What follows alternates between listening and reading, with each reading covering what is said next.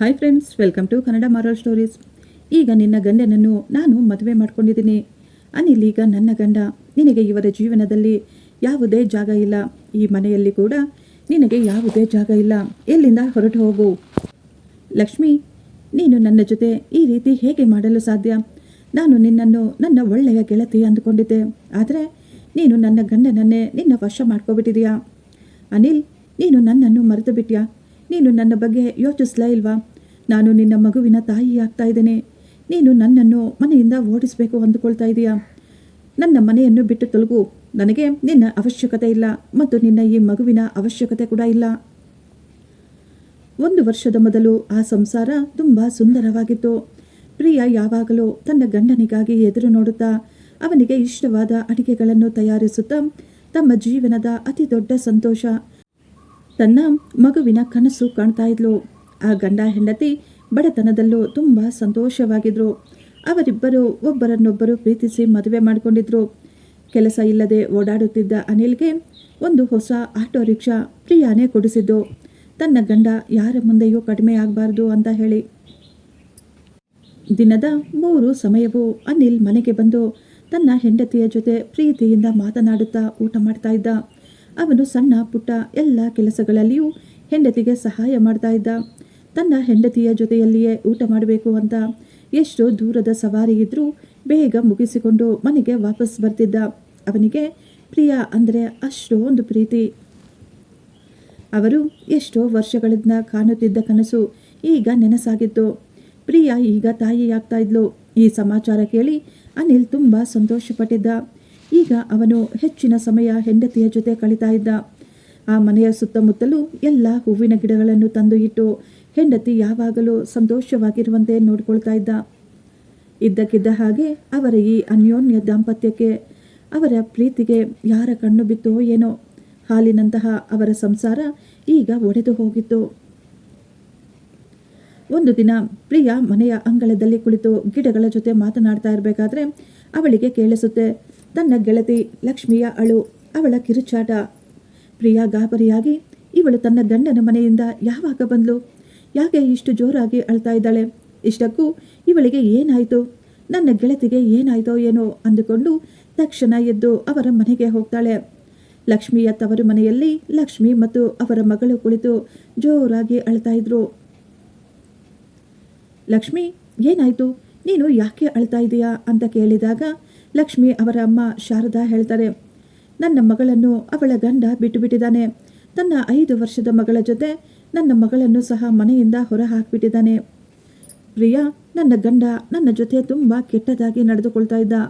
ಅವನು ನನಗೆ ತುಂಬ ಕಾಟ ಕೊಡ್ತಾ ಇದ್ದ, ತುಂಬ ಹಿಂಸೆ ಕೊಡ್ತಾ ಇದ್ದ. ನಾನು ಮದುವೆ ಆದಾಗಿನಿಂದ ಅವನ ಹಿಂಸೆಯನ್ನು, ಅವಮಾನವನ್ನು ಸಹಿಸಿಕೊಳ್ತಾ ಇದ್ದೆ. ಆದರೆ ಇನ್ನು ಎಷ್ಟು ಕಾಲ ನಾನು ಅವನ ಅತ್ಯಾಚಾರವನ್ನು ಸಹಿಸಿಕೊಳ್ಳಲಿ, ನೀನೇ ಹೇಳು? ಅವನು ಈಗ ನನ್ನನ್ನು ಒಡೆದು ನನಗೆ ಡೈವರ್ಸ್ ಕೊಟ್ಟು ಮನೆಯಿಂದ ಹೊರ ಹಾಕಿಬಿಟ್ಟ ಅಂತ ಲಕ್ಷ್ಮಿ ಜೋರಾಗಿ ಅಳ್ತಾ ಇದ್ರೆ ಪ್ರಿಯಾ ಅವಳನ್ನು ತಬ್ಬಿಕೊಂಡು ಸಮಾಧಾನ ಮಾಡ್ತಾ ಇದ್ಲು. ಅಳಬೇಡ ಲಕ್ಷ್ಮಿ, ನೀನು ನನ್ನ ಬಾಲ್ಯದ, ನನ್ನ ಪ್ರೀತಿಯ ಗೆಳತಿ. ನೀನು ಹೆದರಿಕೊಳ್ಬೇಡ. ನಿನ್ನ ಜೊತೆ ನಾನಿದ್ದೇನೆ. ನೀನು ಯಾವಾಗ ಬೇಕಿದ್ರೂ ನನ್ನ ಮನೆಗೆ ಬಾ. ನಾವಿಬ್ಬರು ಕುಳಿತುಕೊಂಡು ಮಾತನಾಡಿಕೊಳ್ಳೋಣ. ಆಗಾಗ ನಾನು ಕೂಡ ಇಲ್ಲಿಗೆ ಬರ್ತಾ ಇರ್ತೀನಿ ಅಂತ ಹೇಳಿ ಸಮಾಧಾನ ಮಾಡಿ ಪ್ರಿಯಾ ತನ್ನ ಮನೆಗೆ ವಾಪಸ್ ಬಂದು ಬಿಡ್ತಾಳೆ. ಒಂದು ದಿನ ಲಕ್ಷ್ಮಿ ಪ್ರಿಯಾಳ ಮನೆಗೆ ಬಂದು, ನನಗೆ ಮನೆಯಲ್ಲಿ ಇರಲು ಆಗ್ತಾ ಇಲ್ಲ. ನನಗೆ ತುಂಬ ಬೇಜಾರಾಗ್ತಾ ಇದೆ. ನನ್ನ ಮನಸ್ಸಿಗೆ ತುಂಬ ಜಾಸ್ತಿ ನೋವಾಗ್ತಾ ಇದೆ. ನನ್ನ ಜೀವನ ಇನ್ನು ಮುಗಿದು ಹೋಗಿದೆ ಅಂತ ಅಳೋದಕ್ಕೆ ಶುರು ಮಾಡಿದ್ಲು. ಆಗ ಪ್ರಿಯಾ ಹೇಳ್ತಾ ಇದ್ಲು, ಲಕ್ಷ್ಮಿ, ನೀನು ಆಗಾಗ ಇಲ್ಲಿಗೆ ಬರಬಹುದು. ಇಲ್ಲಿ ನನ್ನ ಜೊತೆ ಮಾತನಾಡುತ್ತಾ ಈ ಗಿಡಗಳ ಮಧ್ಯೆ, ಈ ಹೂವುಗಳ ಮಧ್ಯೆ ಕುಳಿತುಕೊಂಡ್ರೆ ನಿನಗೆ ಎಷ್ಟೋ ಸಮಾಧಾನವಾಗುತ್ತೆ. ನೀನು ಒಂಟಿಯಲ್ಲ, ನಿನ್ನ ಜೊತೆ ನಾನಿದ್ದೇನೆ ಅಂತ ಧೈರ್ಯ ತುಂಬ್ತಾ ಇದ್ಲು. ಲಕ್ಷ್ಮಿ ಹೇಳ್ತಾಳೆ, ಪ್ರಿಯಾ, ನೀನು ತುಂಬ ಒಳ್ಳೆಯ ಹುಡುಗಿ. ನೀನು ಒಂದು ಚೂರು ಕೂಡ ಬದಲಾಗಿಲ್ಲ. ಆಗ ಹೇಗಿದ್ಯೋ ಈಗಲೂ ಹಾಗೆ ಇದೆಯಾ? ಇಷ್ಟಕ್ಕೂ ಅನಿಲ್ ಹೇಗಿದ್ದಾರೆ? ಅವರು ಈಗ ಏನು ಕೆಲಸ ಮಾಡ್ತಾ ಇದ್ದಾರೆ ಅಂತ ಕೇಳ್ತಾಳೆ. ಅವರು ಚೆನ್ನಾಗಿದ್ದಾರೆ. ಈಗ ಆಟೋ ರಿಕ್ಷಾ ಓಡಿಸ್ತಾ ಇದ್ದಾರೆ. ಅವರು ನನ್ನನ್ನು ಈಗಲೂ ತುಂಬ ಚೆನ್ನಾಗಿ ಪ್ರೀತಿಯಿಂದ ನೋಡ್ಕೊಳ್ತಾರೆ. ಮದುವೆಗೆ ಮೊದಲು ನನ್ನ ಜೊತೆ ಹೇಗಿದ್ರು ಈಗಲೂ ಹಾಗೆಯೇ ಪ್ರೀತಿಯಿಂದ ಇದ್ದಾರೆ ಅಂತ ಹೇಳಿದಾಗ ಸ್ವಲ್ಪ ಸಮಯ ಮೌನವಾಗಿದ್ದ ಲಕ್ಷ್ಮಿ, ನಂತರ ನಾನು ಇನ್ನು ಮನೆಗೆ ಹೋಗ್ತೀನಿ.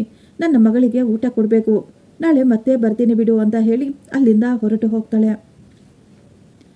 ಲಕ್ಷ್ಮಿ ಈಗ ಪ್ರತಿದಿನ ಪ್ರಿಯಾಳ ಮನೆಗೆ ಬರ್ತಾ ಇದ್ಲು. ತನ್ನ ಗೆಳತಿ ಮತ್ತು ಅವರ ಗಂಡನ ಪ್ರೀತಿಯನ್ನು ನೋಡಿ ಅವಳಿಗೆ ಈಗ ಹೊಟ್ಟೆ ಉರಿ ಶುರುವಾಗ್ಬಿಟ್ಟಿತ್ತು.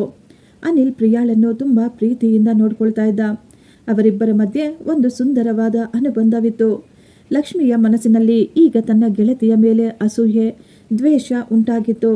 ಪ್ರಿಯಾಳ ಸಂತೋಷ ನೋಡಿ ಅವಳಿಂದ ಸಹಿಸಿಕೊಳ್ಳಲಾಗ್ತಾ ಇರಲಿಲ್ಲ. ಲಕ್ಷ್ಮಿ ಯಾವುದೋ ಒಂದು ಕಾರಣ ಹೇಳಿ ಪ್ರತಿದಿನ ಅನಿಲ್ ಜೊತೆ ರಿಕ್ಷಾದಲ್ಲಿ ಓಡಾಡ್ತಾ ಇದ್ಲು. ಅವಳು ಎಷ್ಟೊಂದು ಅಮಾಯಕಳ ರೀತಿ ಕಣ್ಣೀರು ಹಾಕುತ್ತಾ, ದಯವಿಟ್ಟು ನೀವು ನಗರದಲ್ಲಿ ಇರುವ ಆಸ್ಪತ್ರೆಯಲ್ಲಿ ನನ್ನನ್ನು ಡ್ರಾಪ್ ಮಾಡ್ತೀರಾ? ನಿಮಗೆ ಒಳ್ಳೆಯದಾಗುತ್ತೆ. ನನ್ನ ಮಗಳಿಗೆ ತುಂಬ ಹುಷಾರಿಲ್ಲ, ದಯವಿಟ್ಟು ನನಗೆ ಸಹಾಯ ಮಾಡಿ ಅಂತ ಕೇಳ್ಕೊಳ್ತಾ ಇದ್ಲು. ಅನಿಲ್ ಒಳ್ಳೆಯ ಮನಸ್ಸಿನಿಂದ ಅವರಿಬ್ಬರನ್ನು ಕರೆದುಕೊಂಡು ಹೋಗ್ತಾ ಇದ್ದ ಮತ್ತು ಅಲ್ಲೇ ಇದ್ದು ತೋರಿಸಿ ಮತ್ತೆ ವಾಪಸ್ ಕರೆದುಕೊಂಡು ಬರ್ತಾ ಇದ್ದ. ಮನೆಗೆ ಬಂದ ನಂತರ ಅನಿಲ್ ತನ್ನ ಹೆಂಡತಿಗೆ ಹೇಳ್ತಾನೆ, ಈ ದಿನ ಲಕ್ಷ್ಮಿ ಬಂದಿದ್ಲು, ಅವಳ ಮಗಳಿಗೆ ಹುಷಾರಿರ್ಲಿಲ್ವಂತೆ, ಅವರಿಬ್ಬರನ್ನು ಹಾಸ್ಪಿಟಲ್ಗೆ ಕರೆದುಕೊಂಡು ಹೋಗಿ ತೋರಿಸಿ ಮತ್ತೆ ಕರೆದುಕೊಂಡು ಬಂದು ಅವರ ಮನೆಗೆ ಬಿಟ್ಟಿದ್ದೇನೆ ಅಂತ ಹೇಳಿದಾಗ, ಅನಿಲ್ ನೀವು ತುಂಬ ಒಳ್ಳೆಯ ಕೆಲಸ ಮಾಡಿದ್ದೀರಾ. ಪಾಪ ಅವಳು ಮೊದಲೇ ತುಂಬ ಕಷ್ಟವನ್ನು ಅನುಭವಿಸಿದ್ದಾಳೆ. ಇಂತಹ ಸಮಯದಲ್ಲಿ ನಾವು ಅವಳ ಜೊತೆ ನಿಂತ್ಕೊಳ್ಬೇಕು, ಅವಳಿಗೆ ಸ್ವಲ್ಪ ಸಪೋರ್ಟ್ ಮಾಡಬೇಕು ಅಂತ ಪ್ರಿಯಾ ಹೇಳ್ತಾ ಇದ್ಲು. ಇತ್ತೀಚೆಗೆ ಲಕ್ಷ್ಮಿ ಆಗಾಗ ದಿನದಲ್ಲಿ 3-4 ಬಾರಿ ಅನಿಲ್ ಮನೆಯಲ್ಲಿ ಇದ್ದಾಗಲೆಲ್ಲ ಅವರ ಮನೆಗೆ ಬರ್ತಾ ಇದ್ಲು. ಅವಳು ಆಗಾಗ, ಪ್ರಿಯಾ ನೀನು ತುಂಬು ಗರ್ಭಿಣಿ, ನೀನು ಇಷ್ಟೊಂದು ಕೆಲಸವನ್ನು ಮಾಡಬಾರ್ದು, ಕೆಲಸದ ಬಗ್ಗೆ ನೀನೇನು ಟೆನ್ಷನ್ ಮಾಡ್ಕೋಬೇಡ, ನಾನು ನಿನಗಾಗಿ ತಕ್ಷಣ ಟೀ ಮಾಡಿ ತೆಗೆದುಕೊಂಡು ಬರ್ತೀನಿ, ನೀನು ಆರಾಮವಾಗಿ ಮಲಗು ಅಂತ ಹೇಳಿ ಲಕ್ಷ್ಮಿ ಟೀ ಒಳಗೆ ಕೆಲವೊಂದು ನಿದ್ದೆ ಮಾತ್ರೆಗಳನ್ನು ಮಿಕ್ಸ್ ಮಾಡಿ ಪ್ರಿಯಾಗೆ ಕೊಡ್ತಾ ಇದ್ಲು. ಟೀ ಕುಡಿದ ಪ್ರಿಯಾ ತನ್ನನ್ನು ತಾನು ಮರೆತು ಚೆನ್ನಾಗಿ ಮಲಗಿಬಿಡ್ತಾ ಇದ್ಲು. ಯಾಕೆಂದರೆ ಲಕ್ಷ್ಮಿಗೆ ಚೆನ್ನಾಗಿ ಗೊತ್ತಿತ್ತು ಅನಿಲ್ ಯಾವ ಸಮಯಕ್ಕೆ ಮನೆಗೆ ಬರ್ತಾನೆ ಅಂತ. ಆ ಸಮಯಕ್ಕೆ ಮೊದಲೇ ಲಕ್ಷ್ಮಿ ಮನೆಗೆ ಬಂದು ಊಟದಲ್ಲಿ ಟೀಯಲ್ಲಿ ಪ್ರಿಯಾಗೆ ನಿದ್ದೆ ಮಾತ್ರೆಗಳನ್ನು ಹಾಕಿಕೊಟ್ಟು ಅವಳನ್ನು ಮಲಗಿಸ್ತಾ ಇದ್ಲು. ನಂತರ ಅವಳು ಪ್ರಿಯಾಳ ಸುಂದರವಾದ ಸೀರೆಗಳನ್ನು ಉಟ್ಟುಕೊಂಡು ಚೆನ್ನಾಗಿ ರೆಡಿಯಾಗಿ ತನ್ನನ್ನು ತಾನು ಕನ್ನಡಿಯಲ್ಲಿ ನೋಡಿಕೊಂಡು, ವಾವ್ ನಾನು ಎಷ್ಟೊಂದು ಸುಂದರವಾಗಿದ್ದೇನೆ ಅಂತ ಅವಳ ಸೌಂದರ್ಯವನ್ನು ನೋಡಿ ಅವಳೇ ದೃಷ್ಟಿ ತೆಗೆದುಕೊಳ್ತಾ ಇದ್ಲು. ಅವಳು ಈಗ ಒಂದು ನಿರ್ಧಾರ ತೆಗೆದುಕೊಂಡಿದ್ಲು, ಹೇಗಾದರೂ ನಾನು ಅನಿಲ್ನನ್ನು ನನ್ನ ವಶ ಮಾಡ್ಕೋಬೇಕು ಅಂತ. ಅನಿಲ್ ಮನೆಗೆ ಬಂದಾಗ ಮನೆಯ ಬಾಗಿಲು ತೆಗೆದೇ ಇತ್ತು. ಲಕ್ಷ್ಮಿ ತುಂಬ ಸುಂದರವಾಗಿ ರೆಡಿಯಾಗಿ ಅನಿಲ್ಗಾಗಿ ಕಾಯ್ತಾ ಇದ್ಲು. ಅವಳು ನೋಡಲು ಅಪ್ಸರೆಯ ರೀತಿಯ ಕಾಣಿಸ್ತಾ ಇದ್ಲು. ಮನೆಯ ಒಳಗೆ ಕಾಲಿಟ್ಟ ಅನಿಲ್ ಒಂದು ಕ್ಷಣ ಶಾಕ್ ಆಗಿದ್ದ ಲಕ್ಷ್ಮಿಯನ್ನು ಆ ರೀತಿ ನೋಡಿ. ಲಕ್ಷ್ಮಿ ತುಂಬ ಅಮಾಯಕವಾಗಿ, ಪ್ರಿಯಾಗೆ ಸುಸ್ತಾಗ್ತಾ ಇತ್ತು, ಅವಳು ಮಲಗಿದಾಳೆ, ನಿಮಗೆ ನಾನಿದ್ದೇನೆ ಎಂದು ಅನಿಲ್ನ ಮುಂದೆ ಕುಳಿತುಕೊಂಡು ಅವನಿಗೆ ಊಟವನ್ನು ಬಡಿಸಿ ಅವಳು ನಗುತ್ತಾ ಅವರಿಗೆ ಗಾಳಿಯನ್ನು ಬೀಸ್ತಾ ಇದ್ಲು. ಅನಿಲ್ ಪದೇ ಪದೇ ಲಕ್ಷ್ಮಿಯನ್ನೇ ನೋಡ್ತಾ ಇದ್ದ. ಅವನು ಯೋಚಿಸ್ತಾ ಇದ್ದ, ಇವಳು ಎಷ್ಟೊಂದು ಸುಂದರವಾಗಿ ತಯಾರಾಗಿದ್ದಾಳೆ, ಪ್ರಿಯಾ ಯಾವಾಗಲೂ ಎಷ್ಟೊಂದು ಸಿಂಪಲ್ ಆಗಿ ಇರ್ತಾಳೆ, ಯಾಕೆ ಈ ರೀತಿ ಮಾಡರ್ನ್ ಆಗಿ ಸುಂದರವಾಗಿ ಯಾವತ್ತೂ ರೆಡಿ ಆಗೋದೇ ಇಲ್ಲ. ಅವನ ಮನಸ್ಸು ಈಗ ಅಲ್ಲಕಲ್ಲೋಲವಾಗ್ತಾ ಇತ್ತು. ಅವನು ಪದೇ ಪದೇ ಕದ್ದು ಮುಚ್ಚಿ ಅವಳನ್ನೇ ನೋಡ್ತಾ ಇದ್ದ. ಲಕ್ಷ್ಮಿ ತನ್ನ ಗೆಳತಿಯ ಸೀರೆಯನ್ನು ಉಟ್ಟು ಸ್ಲೀವ್ಲೆಸ್ ಬ್ಲೌಸನ್ನು ಹಾಕಿ ಮೇಕಪ್ ಮಾಡಿಕೊಂಡು ಲಿಪ್ಸ್ಟಿಕ್ಕನ್ನು ಹಚ್ಚಿಕೊಂಡು ಕೂದಲನ್ನು ಬಿಟ್ಟು ಸುಂದರವಾಗಿ ತಯಾರಾಗಿ ಅವನ ಹೃದಯದಲ್ಲಿ ಸ್ಥಾನ ಸಂಪಾದಿಸಲು ಟ್ರೈ ಮಾಡ್ತಾ ಇದ್ಲು. ತನ್ನದೇ ಮನೆಯಲ್ಲಿ ಇಷ್ಟೆಲ್ಲ ನಡೀತಾ ಇದ್ರು. ಪ್ರಿಯಾ ಏನು ಗೊತ್ತಿಲ್ಲದೆ ಅವಳು ಗಾಢವಾದ ನಿದ್ದೆಯಲ್ಲಿ ಮಲಗಿದ್ಲು. ಅವಳು ಗರ್ಭಿಣಿಯಾಗಿದ್ಲು. ಅವಳಿಗೆ ಈಗ 8ನೆಯ ತಿಂಗಳು ಬೇರೆ ನಡೀತಾ ಇತ್ತು. ಮನೆಯಲ್ಲಿ ನಡೆಯುತ್ತಿರುವ ಈ ಘಟನೆಗಳು ಅವಳಿಗೆ ಒಂದೇ ಒಂದು ಚೂರು ಕೂಡ ಗೊತ್ತಾಗ್ತಾ ಇರಲಿಲ್ಲ. ಇತ್ತೀಚೆಗೆ ಅನಿಲ್ ಬದಲಾಗ್ತಾ ಇದ್ದ. ಅವನು ಯಾವಾಗಲೂ ಮೊಬೈಲ್ನಲ್ಲೇ ಮುಳುಗಿರ್ತಾ ಇದ್ದ. ಹೆಂಡತಿಯ ಜೊತೆ ಮಾತನಾಡುವುದನ್ನು ಕೂಡ ಕಡಿಮೆ ಮಾಡಿಬಿಟ್ಟಿದ್ದ. ಯಾವಾಗಲೂ ಸೈಲೆಂಟಾಗಿ ಏನೋ ಯೋಚಿಸುತ್ತಾ ಕುಳಿತುಕೊಳ್ತಾ ಇದ್ದ. ಅವನು ಈಗ ಹೆಂಡತಿಯ ಜೊತೆ ಸೇರಿ ಊಟ ಮಾಡುವುದನ್ನು ಸಹ ನಿಲ್ಲಿಸಿಬಿಟ್ಟಿದ್ದ. ಅನಿಲ್ ಯಾವಾಗ ತನ್ನ ರಿಕ್ಷಾ ತೆಗೆದುಕೊಂಡು ಹೊರಗೆ ಬಂದರೂ ಯಾವುದೋ ಒಂದು ಕಾರಣದಿಂದ ಲಕ್ಷ್ಮಿ ಅವನ ಜೊತೆ ರಿಕ್ಷಾದಲ್ಲಿ ಕುಳಿತುಕೊಳ್ತಾ ಇದ್ಲು ಮತ್ತು ತನ್ನ ಜೊತೆ ಅವನನ್ನು ಹೊರಗೆ ಕರೆದುಕೊಂಡು ಹೋಗ್ತಾ ಇದ್ಲು. ದಿನಗಳು ಕಳೀತಾ ಇದ್ವು. ಪ್ರತಿದಿನ ಹೊರಗೆ ಓಡಾಡುವುದು ಅವರಿಗೆ ಈಗ ಒಂದು ಅಭ್ಯಾಸವಾಗಿ ಬಿಟ್ಟಿತ್ತು. ಪ್ರಿಯಾಗೆ ಈ ಯಾವ ವಿಷಯಗಳು ಗೊತ್ತಾಗಲಿಲ್ಲ. ಅವಳು ಅಂದುಕೊಳ್ತಾ ಇದ್ಲು, ಇವಳು ನನ್ನ ಗೆಳತಿ, ಇವಳು ತುಂಬ ಕಷ್ಟದಲ್ಲಿ ಇದ್ದಾಳೆ ಅಂತ. ಒಂದು ದಿನ ಇದ್ದಕ್ಕಿದ್ದ ಹಾಗೆ ಲಕ್ಷ್ಮಿ ಅವರ ತಾಯಿ ಶಾರದಾ ಅವರು ಪ್ರಿಯಾ ಅವರ ಮನೆಗೆ ಬರ್ತಾರೆ. ಮಗಳೇ, ನಾನು ನಿನಗೆ ಒಂದು ವಿಷಯವನ್ನು ಹೇಳಬೇಕಾಗಿತ್ತು. ಲಕ್ಷ್ಮಿ ನಾನು ಹೆತ್ತ ಮಗಳು, ಆದರೆ ಅವಳ ನಡತೆ, ಅವಳು ನಡೆದುಕೊಳ್ಳುವ ರೀತಿ ನನಗೆ ಒಂದು ಚೂರು ಇಷ್ಟವಿಲ್ಲ. ಮೊದಲು ಕೂಡ ಅವಳ ಈ ಬುದ್ಧಿಯಿಂದಲೇ ಅವಳ ಮನೆ ಮುರಿದು ಹೋಯಿತು. ಅವಳು ಈಗ ನಿನ್ನ ಮನೆಯನ್ನು ಮುರಿಯಲು ಪ್ರಯತ್ನ ಪಡ್ತಾ ಇದ್ದಾಳೆ ಅಂತ ಹೇಳಿ ಆಕೆ ಒಂದು ಕ್ಷಣವೂ ಅಲ್ಲಿ ನಿಂತುಕೊಳ್ಳದೆ ಅಲ್ಲಿಂದ ಹೊರಟು ಹೋಗ್ತಾರೆ. ಆಕೆಯ ಈ ಶಬ್ದಗಳು ಪ್ರಿಯಾಳ ಮನಸ್ಸಿನಲ್ಲಿ ಕಲ್ಲಿನ ಹಾಗೆ ಕುಳಿತುಕೊಂಡ್ಬಿಟ್ಟಿದ್ವು.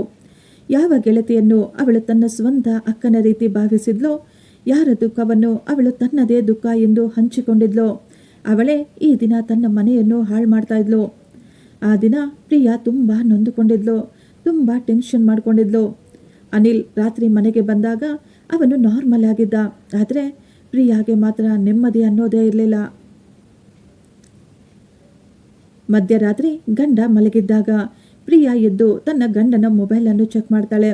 ಮೊಬೈಲ್ನ ತುಂಬ ಕೇವಲ ಲಕ್ಷ್ಮಿಯ ಮೆಸೇಜ್ಗಳು, ಅವಳ ಹೊಲಸು ಮಾತುಗಳೇ ಇದ್ವು. ಅದನ್ನು ನೋಡಿ ಪ್ರಿಯಾಗೆ ಸಹಿಸಲಾಗಲಿಲ್ಲ. ಅವಳು ತುಂಬ ಜಾಸ್ತಿ ಅಳೋದಕ್ಕೆ ಶುರು ಮಾಡ್ತಾಳೆ. ಅವಳ ಅಳುವಿನ ಶಬ್ದವನ್ನು ಕೇಳಿ ಅನಿಲ್ ಎದ್ದು, ಏನಾಯಿತು ನಿನಗೆ ಅಂತ ಕೇಳ್ತಾನೆ. ನಿನಗೆ ನಾಚಿಕೆಯಾಗಲಿಲ್ವಾ ಅನಿಲ್? ನಾನು ನಿನಗಾಗಿ ಏನು ಮಾಡಲಿಲ್ಲ ಹೇಳು? ನಿನ್ನ ಪ್ರೀತಿಗಾಗಿ ನಾನು ಎಲ್ಲವನ್ನೂ ಬಿಟ್ಟುಬಿಟ್ಟೆ. ನೀನು ಬಡವ, ನಿನ್ನ ಬಳಿ ಏನೂ ಇರಲಿಲ್ಲ. ಆದರೂ ನಾನು ನಿನ್ನನ್ನು ಪ್ರೀತಿಸಿದೆ. ಎಲ್ಲರನ್ನೂ ಎದುರು ಹಾಕಿಕೊಂಡು ನಿನ್ನನ್ನು ಮದುವೆ ಮಾಡಿಕೊಂಡೆ. ಈ ಮನೆ ಕೂಡ ನನ್ನ ತಂದೆ ತಾಯಿ ಅವರದ್ದು. ನಿನ್ನ ಬಳಿ ಮನೆ ಇಲ್ಲ ಅಂತ ನಾನು ನನ್ನ ತಾಯಿಯ ಈ ಮನೆಯಲ್ಲಿ ವಾಸವಿದ್ದೇವೆ. ನಿನ್ನ ರಿಕ್ಷಾಗಾಗಿ ನಾನು ನನ್ನ ಎಲ್ಲ ಒಡವೆಗಳನ್ನು ಸಹ ಮಾರಿಬಿಟ್ಟೆ. ನಿನ್ನನ್ನು ಜೀವಕ್ಕಿಂತ ಹೆಚ್ಚಾಗಿ ಪ್ರೀತಿಸಿದೆ. ಆದರೆ ನೀನು ನನ್ನ ಗೆಳತಿಯ ಜೊತೆ ಸೇರಿ ನನಗೆ ಮೋಸ ಮಾಡ್ತಾ ಇದೀಯಾ ಅಂತ ಕೇಳಿದಾಗ ಒಂದು ಕ್ಷಣ ಅನಿಲ್ ಶಾಕ್ ಆಗ್ತಾನೆ.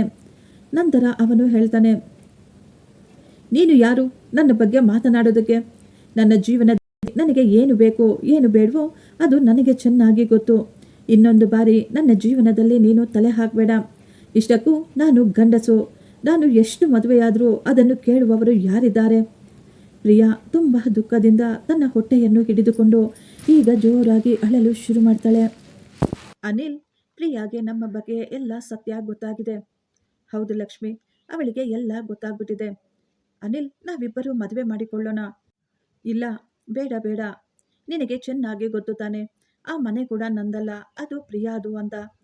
ಅನಿಲ್, ಪ್ರಿಯಾ ಇಲ್ಲಿಯವರೆಗೂ ಏನು ಉಳಿತಾಯ ಮಾಡಿ ಇಟ್ಕೊಂಡಿಲ್ವಾ ಅಂತ ಲಕ್ಷ್ಮಿ ಕೇಳಿದಾಗ ಅನಿಲ್ ಹೇಳ್ತಾನೆ, ಅವಳ ಬಳಿ ಸ್ವಲ್ಪ ಹಣವಿದೆ, ಸ್ವಲ್ಪ ಒಡವೆಗಳು ಕೂಡ ಇದ್ದಾವೆ. ಅದು ಕೂಡ ಅವರ ತಾಯಿಯವರದ್ದು. ಅವಳು ಯಾವಾಗಲೂ ಹೇಳ್ತಾ ಇರ್ತಾಳೆ, ಇದು ನಮ್ಮ ಕಷ್ಟದ ಸಮಯದಲ್ಲಿ ನಮಗೆ ಸಹಾಯ ಮಾಡುತ್ತೆ ಅಂತ. ಅನಿಲ್, ನೀನು ನನ್ನನ್ನು ಮದುವೆ ಮಾಡ್ಕೋ. ಆಗ ನಾವು ಅದನ್ನೆಲ್ಲ ತೆಗೆದುಕೊಂಡು ಇಲ್ಲಿಂದ ದೂರ ಹೊರಟು ಹೋಗೋಣ ಮತ್ತು ನಮ್ಮ ಹೊಸ ಜೀವನವನ್ನು ಶುರು ಮಾಡೋಣ ಅಂತ ಲಕ್ಷ್ಮಿ ಹೇಳ್ತಾಳೆ. ಲಕ್ಷ್ಮಿ, ಅದು ಹೇಗೆ ಸಾಧ್ಯ? ಪ್ರಿಯಾ ತುಂಬು ಗರ್ಭಿಣಿ. ಕೆಲವೇ ದಿನಗಳಲ್ಲಿ ಅವಳಿಗೆ ಮಗು ಕೂಡ ಆಗುತ್ತೆ. ಇಂತಹ ಪರಿಸ್ಥಿತಿಯಲ್ಲಿ ಅವಳನ್ನು ಬಿಟ್ಟು ಹೇಗೆ ತಾನೇ ನಾವು ಹೋಗೋಕೆ ಸಾಧ್ಯ? ಅನಿಲ್, ನಾನು ನಿನಗೆ ಮಕ್ಕಳನ್ನು ಹೆತ್ಕೊಡ್ತೀನಿ. ಇಷ್ಟಕ್ಕೂ ನಾವಿಬ್ಬರು ಒಬ್ಬನನ್ನೊಬ್ಬರು ತುಂಬ ಜಾಸ್ತಿ ಪ್ರೀತಿಸ್ತಾ ಇದ್ದೀವಿ. ಪ್ರಿಯಾ ಅಂತ ಹುಡುಗಿ ನಿನಗೆ ಲಾಯಕ್ಕಿಲ್ಲ. ಹೌದು ಲಕ್ಷ್ಮಿ, ನೀನು ಹೇಳ್ತಾ ಇರೋದು ಸರಿಯಾಗಿದೆ. ನಾಳೆನೆ ನಾವು ಇಲ್ಲಿಂದ ಹೊರಟು ಹೋಗೋಣ ಅಂತ ಹೇಳ್ತಾನೆ ಅನಿಲ್. ಅನಿಲ್ ನೇರವಾಗಿ ತನ್ನ ಮನೆಗೆ ಬಂದು ಪ್ರಿಯಾಳನ್ನು ಕರೆದುಕೊಂಡು ಮನೆಯ ಹಿಂದೆ ಇರುವ ಮರದ ಬಳಿ ಕರೆದುಕೊಂಡು ಹೋಗಿ ಹಗ್ಗಗಳಿಂದ ಅವಳನ್ನು ಮರಕ್ಕೆ ಕಟ್ಟಿ ಹಾಕ್ತಾನೆ. ಅನಿಲ್, ನೀನಿದೇನ್ ಮಾಡ್ತಾ ಇದೀಯಾ? ಪ್ರಿಯಾ ಜೋರಾಗಿ ಅಳ್ತಾ ಕೇಳ್ತಾ ಇದ್ಲು. ಅಷ್ಟರಲ್ಲೇ ಅಲ್ಲಿಗೆ ಬಂದ ಲಕ್ಷ್ಮಿ ಹೇಳ್ತಾಳೆ, ನಾನು ಅನಿಲ್ನನ್ನು ಮದುವೆಯಾಗಿದ್ದೇನೆ. ಇನ್ನು ಮುಂದೆ ಇವರ ಮೇಲೆ ನಿನಗೆ ಯಾವುದೇ ಅಧಿಕಾರ ಇರೋದಿಲ್ಲ. ಈಗ ಅವರು ನನ್ನ ಗಂಡ. ನಿನ್ನನ್ನು ಇಲ್ಲಿ ಇದೇ ರೀತಿ ಬಿಟ್ಟು ನಾವಿಲ್ಲಿಂದ ಹೊರಟು ಹೋಗ್ತೀವಿ. ಅನಿಲ್, ಮನೆಯಲ್ಲಿ ಎಲ್ಲೆಲ್ಲಿ ಏನೇನಿದೆಯೋ ಎಲ್ಲವನ್ನು ತೆಗೆದುಕೊಂಡು ಬಾ. ನಮಗೆ ತುಂಬ ಲೇಟ್ ಆಗ್ತಾ ಇದೆ, ಬೇಗ ಬೇಗ ಮಾಡು ಅಂತ ಹೇಳ್ತಾ ಇದ್ಲು ಲಕ್ಷ್ಮಿ. ಅವರಿಬ್ಬರು ಮನೆಯಲ್ಲಿದ್ದ ಎಲ್ಲ ಒಡವೆಗಳನ್ನು, ಎಲ್ಲ ದುಡ್ಡನ್ನು, ರೇಷ್ಮೆ ಸೀರೆಗಳನ್ನು ತೆಗೆದುಕೊಂಡು ಅಲ್ಲಿಂದ ಹೊರಟು ಹೋಗ್ತಾರೆ. ತುಂಬು ಗರ್ಭಿಣಿಯನ್ನು ಮರಕ್ಕೆ ಕಟ್ಟಿ ಹಾಕಿ ಹೆರಿಗೆ ನೋವಿನಿಂದ ಒದ್ದಾಡುತ್ತಿದ್ದ ಪ್ರಿಯಾಳ ಕಣ್ಣೀರು, ಅವಳ ಧ್ವನಿಯನ್ನು ಕೇಳಿ ಶಾರದಾ ಅವರು ಅಲ್ಲಿಗೆ ಓಡಿ ಬರ್ತಾರೆ. ಮಗಳೇ, ನಿನಗೆ ಏನೂ ಆಗೋದಿಲ್ಲ, ನಿನಗೆ ನಾನಿದ್ದೇನೆ, ಧೈರ್ಯವಾಗಿರು ಅಂತ ಹೇಳಿ ಅವರು ಬೇಗ ಬೇಗ ಹಗ್ಗಗಳನ್ನು ಕಟ್ ಮಾಡಿ ಬಿಸಾಕ್ತಾರೆ. ಪ್ರಿಯಾಳ ಪರಿಸ್ಥಿತಿ ತುಂಬ ಜಾಸ್ತಿ ಹದಗೆಟ್ಟಿತ್ತು. ಅವಳಿಗೆ ಆಗಲೇ ಬ್ಲೀಡಿಂಗ್ ಕೂಡ ಶುರುವಾಗಿ ಬಿಟ್ಟಿತ್ತು. ಅವಳು ಎಷ್ಟೊಂದು ನೋವಿನಿಂದ ಒದ್ದಾಡ್ತಾ ಇದ್ಲು. ಲಕ್ಷ್ಮಿ ಅವರ ಅಮ್ಮನಿಗೆ ಎಲ್ಲ ಸತ್ಯ ತಿಳಿದಾಗ ಅವರ ಮಗಳು ತನ್ನ ಗೆಳತಿಯ ಜೊತೆ ತುಂಬು ಗರ್ಭಿಣಿ ಅನ್ನುವುದನ್ನು ನೋಡದೆ ಇಂತಹ ನೀಚ ಕೆಲಸ ಮಾಡಿದ್ದಾಳೆ ಅಂತ ಅವರು ನಾಚಿಕೆಯಿಂದ ತಲೆ ಬಗ್ಗಿಸಿಕೊಂಡಿದ್ರು. ಪ್ರಿಯಾಳ ಪರಿಸ್ಥಿತಿ ತುಂಬಾ ಕೆಟ್ಟೋಗಿತ್ತು. ಅವಳು ನೋವಿನಿಂದ ತುಂಬಾ ಜಾಸ್ತಿ ಒದ್ದಾಡ್ತಾ ಇದ್ಲು. ಪ್ರಿಯಾಳನ್ನು ಆಸ್ಪತ್ರೆಗೆ ಕರೆದುಕೊಂಡು ಹೋಗಲು ಅವರಿಗೆ ಸಹಾಯ ಮಾಡಲು ಸಹ ಅಲ್ಲಿ ಯಾರೂ ಇರಲಿಲ್ಲ. ಬೇರೆ ದಾರಿ ಇಲ್ಲದೆ ಶಾರದಾ ಅವರು ಮನೆಯಲ್ಲಿಯೇ ಪ್ರಿಯಾಗೆ ಹೆರಿಗೆ ಮಾಡಿಸ್ಬಿಡ್ತಾರೆ. ಸ್ವಲ್ಪ ಸಮಯದಲ್ಲಿಯೇ ಪ್ರಿಯಾ ಒಂದು ಮುದ್ದಾದ ಗಂಡು ಮಗುವಿಗೆ ಜನ್ಮ ಕೊಟ್ಟಿದ್ಲು. ಅವಳು ಎಷ್ಟೋ ವರ್ಷಗಳಿಂದ ಎದುರು ನೋಡುತ್ತಿದ್ದ ಆ ಕ್ಷಣಗಳು ತುಂಬಾ ಸಂತೋಷವಾಗಿದ್ವು. ಆದರೆ ಪ್ರಿಯಾಳ ಮುಖದಲ್ಲಿ ಯಾವುದೇ ಸಂತೋಷ ಕಾಣಿಸ್ತಾ ಇರಲಿಲ್ಲ. ಪ್ರಿಯಾ ತನ್ನ ಮಗುವನ್ನು ತಬ್ಬಿಕೊಂಡು ಅವಳು ಮೌನವಾಗಿ ಕಣ್ಣೀರು ಹಾಕ್ತಾ ಇದ್ಲು. ಅವಳ ಕಣ್ಣುಗಳಿಂದ ನೀರು ನಿಲ್ಲುವ ಮಾತೇ ಇರಲಿಲ್ಲ. ಈ ಸತ್ಯವನ್ನು ಅವಳಿಂದ ಜೀರ್ಣಿಸಿಕೊಳ್ಳಲು ಸಾಧ್ಯವಾಗಲಿಲ್ಲ. ಯಾವ ಮನುಷ್ಯನಿಗಾಗಿ ಅವಳು ತನ್ನವರನ್ನು ತನ್ನ ಜೀವನವನ್ನು ಬಿಟ್ಟು ಬಂದಿದ್ಲೋ ಅವನೇ ತನ್ನನ್ನು ಈ ಸ್ಥಿತಿಯಲ್ಲಿ ಈ ರೀತಿ ಬಿಟ್ಟು ಹೋಗಿದ್ದಾನೆ ಅಂತ. ಶಾರದಾ ಅವರು ಪ್ರಿಯಾಳ ಮುಂದೆ ಕೈ ಜೋಡಿಸಿ, ಮಗಳೇ, ನನ್ನನ್ನು ಕ್ಷಮಿಸಿ ಬಿಡಮ್ಮ. ಇದೆಲ್ಲವೂ ನನ್ನ ಮಗಳಿಂದನೇ ಆಗಿರೋದು. ಅವಳು ಮಾಡಿದ ಕೆಲಸಕ್ಕೆ ನನಗೆ ತಲೆ ಎತ್ತಿ ನಿನ್ನ ಮುಖವನ್ನು ನೋಡಲು ಸಹ ಆಗ್ತಾ ಇಲ್ಲ ಅಂತ ಹೇಳ್ತಾರೆ. ಆಗ ಪ್ರಿಯಾ ಹೇಳಿದ್ಲು, ಅಮ್ಮ, ನೀವು ಕ್ಷಮಾಪಣೆ ಕೇಳಬೇಡಿ. ನನಗೆ ಯಾರೂ ಇಲ್ಲ. ಇಂದಿನಿಂದ ನೀವು ನನ್ನ ಜೊತೆ ಇರ್ತೀರಾ.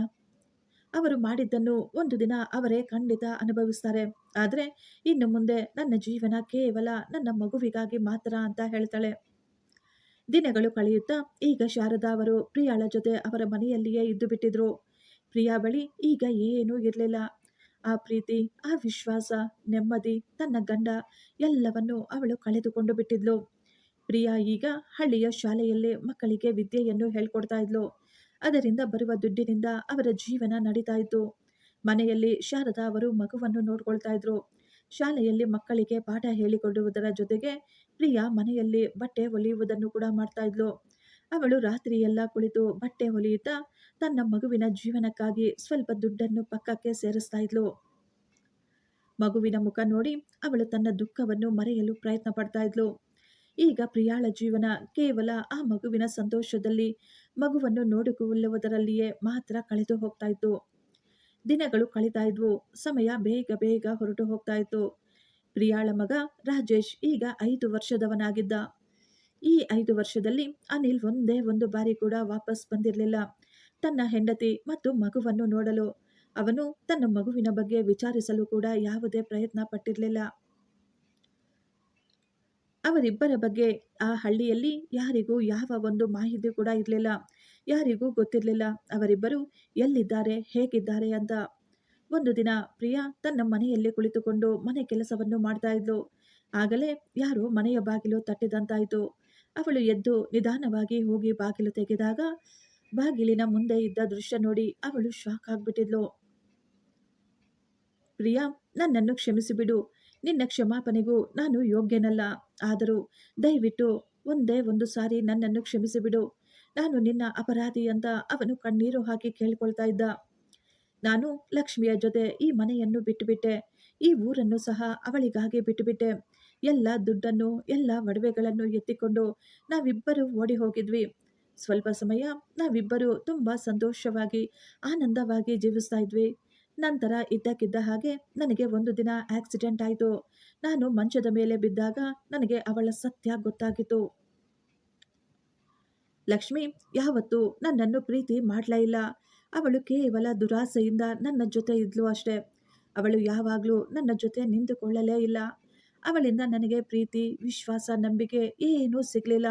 ನಾನು ನರಳ್ತಾ ಇದ್ರೆ ಅವಳಿಗೆ ನನ್ನ ಬಗ್ಗೆ ಯಾವುದೇ ಚಿಂತೆ ಇರಲಿಲ್ಲ. ನನ್ನನ್ನು ಆ ಸ್ಥಿತಿಯಲ್ಲಿ ಬಿಟ್ಟು ಅವಳು ತನ್ನ ಹೊಸ ಬಾಯ್ ಫ್ರೆಂಡ್ನ ಜೊತೆ ತನ್ನ ಮಗಳನ್ನು ಕರೆದುಕೊಂಡು ಓಡಿ ಹೋದ್ಲು, ನನ್ನನ್ನು ಬಿಟ್ಟು.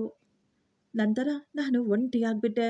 ನನ್ನ ಬಳಿ ಪಶ್ಚಾತ್ತಾಪ ಬಿಟ್ಟರೆ ಬೇರೆ ಏನೂ ಉಳಿದಿರಲಿಲ್ಲ. ನಾನು ನಿನ್ನ ಬಳಿ ಕ್ಷಮಾಪಣೆ ಕೇಳಲು ಬಂದಿದ್ದೇನೆ. ದಯವಿಟ್ಟು ನನ್ನನ್ನು ಕ್ಷಮಿಸಿಬಿಡು. ಒಂದೇ ಒಂದು ಬಾರಿ ನನ್ನನ್ನು ಕ್ಷಮಿಸು ಅಂತ ಅವನು ಪ್ರಿಯಾಳ ಕಾಲಿಗೆ ಬಿದ್ದು ಕೇಳಿಕೊಳ್ತಾ ಇದ್ದ. ಪ್ರಿಯಾ ಏನೂ ಮಾತನಾಡಲಿಲ್ಲ. ಅವಳು ಸೈಲೆಂಟಾಗಿ ನಿಂತುಕೊಂಡಿದ್ಲು. ಅವಳ ಕಣ್ಣುಗಳಿಂದ ನೀರು ಮಾತ್ರ ಸುರಿತಾ ಇತ್ತು. ಅವಳ ಬಳಿ ಹೇಳಲು ಏನೂ ಉಳಿದಿರಲಿಲ್ಲ. ಅವಳ ಒಳಗೆ ಇದ್ದ ಆ ಪ್ರೀತಿ ಅದು ಯಾವತ್ತೋ ಸತ್ತು ಹೋಗಿತ್ತು. ಅವಳು ಈಗ ಅನಿಲ್ನನ್ನು ನೋಡ್ತಾಳೆ, ಆದರೆ ಏನೂ ಮಾತನಾಡ್ತಾ ಇರಲಿಲ್ಲ. ದಿನಗಳು ಕಳೀತಾ ಇದ್ವು. ಪ್ರಿಯಾ ಮಾನವತ್ವದಿಂದ ಅವಳು ಅನಿಲ್ನನ್ನು ನೋಡಿಕೊಳ್ತಾ ಇದ್ಲು. ಇದು ಕೇವಲ ಒಂದು ಜವಾಬ್ದಾರಿಯಾಗಿತ್ತು ಅಷ್ಟೇ. ಅವಳಿಗೆ ಈಗ ಅವನ ಮೇಲೆ ಯಾವುದೇ ಪ್ರೀತಿ ಇರಲಿಲ್ಲ. ಪ್ರಿಯಾ ಈಗ ಮೊದಲಿನಂತೆ ಇರಲಿಲ್ಲ. ಅವಳ ಮುಖದಲ್ಲಿ ಯಾವುದೇ ನಗು ಇರಲಿಲ್ಲ. ಅವಳ ಕಣ್ಣುಗಳಲ್ಲಿ ಆ ಹೊಳಪು ಈಗ ಎಲ್ಲೋ ಮಾಯವಾಗ್ಬಿಟ್ಟಿತ್ತು. ಅವಳು ಅನಿಲ್ನನ್ನು ಕ್ಷಮಿಸಿಬಿಟ್ಟಿದ್ಲು. ಆದರೆ ಅದು ಕೇವಲ ತನ್ನ ಮಗುವಿಗಾಗಿ ಮಾತ್ರ. ತನ್ನ ಮಗ ತಂದೆ ಇಲ್ಲದೆ ದೊಡ್ಡವನಾಗಬಾರ್ದು ಅಂತ ಅವಳು ಅಂದುಕೊಳ್ತಾ ಇದ್ಲು. ಈ ಜನ ತನ್ನ ತಂದೆಯ ಬಗ್ಗೆ ಮಾತನಾಡುತ್ತಾ ನಿಮ್ಮ ಅಪ್ಪ ಎಲ್ಲಿ ಎಂದು ನನ್ನ ಮಗನನ್ನು ಆಡಿಕೊಳ್ಬಾರ್ದು ಅಂತ ಅವಳು ಎಲ್ಲವನ್ನೂ ಸಹಿಸಿಕೊಳ್ತಾ ಇದ್ಲು. ಅನಿಲ್ನ ಹೃದಯದಲ್ಲಿ ಈಗ ಕೇವಲ ಪಶ್ಚಾತ್ತಾಪ ತುಂಬಿತ್ತು. ಅವನು ಒಂದು ತಪ್ಪಿನಿಂದ, ತನ್ನ ಬಲಹೀನವಾದ ಮನಸ್ಸಿನಿಂದ ಅವನು ಎಲ್ಲವನ್ನೂ ಕಳೆದುಕೊಂಡ್ಬಿಟ್ಟಿದ್ದ. ಅವನ ಜೀವನದ ಅತಿ ದೊಡ್ಡ ಸಂಪತ್ತನ್ನು ಅವನು ದೂರ ಮಾಡಿಕೊಂಡಿದ್ದ. ಪ್ರಿಯಾ ಅಂತ ಒಳ್ಳೆಯ ಮನಸ್ಸಿನ ಹೆಣ್ಣು, ಎಲ್ಲರಿಗಿಂತಲೂ ತನ್ನನ್ನೇ ಪ್ರಾಣವಾಗಿ ನೋಡಿಕೊಳ್ಳುತ್ತಿದ್ದ ಹೆಣ್ಣು, ಅವಳಿಗೆ ಇನ್ಯಾರೂ ಯಾವತ್ತೂ ಸಿಗೋದಿಲ್ಲ ಅಂತ ಅವನಿಗೆ ಈಗ ಅರ್ಥವಾಗಿ ಬಿಟ್ಟಿತ್ತು. ಸ್ನೇಹಿತರೆ, ನಿಮ್ಮ ಸಂಸಾರದಲ್ಲಿ ನಿಮ್ಮ ಗೆಳೆಯರನ್ನು ಯಾವತ್ತೂ ಸೇರಿಸಿಕೊಳ್ಳಬೇಡಿ. ನಿಮ್ಮ ಸ್ನೇಹಿತರಿಗೆ ಏನಾದರೂ ಕಷ್ಟ ಬಂದಿದ್ರೆ ಹೊರಗಿನಿಂದ ಅವರಿಗೆ ಸಹಾಯ ಮಾಡಿ ಅಷ್ಟೇ. ಯಾವುದೇ ಕಾರಣಕ್ಕೂ ಅವರನ್ನು ನಿಮ್ಮ ಮಧ್ಯೆ, ನಿಮ್ಮ ಕುಟುಂಬದಲ್ಲಿ ಮಾತ್ರ ಸೇರಿಸಿಕೊಳ್ಳೋದಕ್ಕೆ ಹೋಗಬೇಡಿ. ನಿಮ್ಮ ಕಷ್ಟವನ್ನು ಬೇಕಿದ್ರೆ ಹಂಚಿಕೊಳ್ಳಿ, ಆದರೆ ಯಾವುದೇ ಪರಿಸ್ಥಿತಿಯಲ್ಲೂ ನಿಮ್ಮ ಸುಖ, ನಿಮ್ಮ ಪ್ರೀತಿ ಮತ್ತು ನಿಮ್ಮ ನೆಮ್ಮದಿಯನ್ನು ಮಾತ್ರ ತೋರಿಸಿಕೊಳ್ಳಬೇಡಿ. ಇದು ಜೀವನದ ಅತಿ ದೊಡ್ಡ ತಪ್ಪಾಗಿ ಬಿಡುತ್ತೆ. ಫ್ರೆಂಡ್ಸ್, ಈ ಸ್ಟೋರಿ ನಿಮಗೆ ಇಷ್ಟವಾಗಿದ್ದರೆ ಒಂದು ಲೈಕ್ ಮಾಡಿ ಮತ್ತು ನಮ್ಮ ಚಾನೆಲ್ ಅನ್ನು ಸಬ್ಸ್ಕ್ರೈಬ್ ಮಾಡಿಕೊಳ್ಳಿ. Thank you. ಧನ್ಯವಾದಗಳು.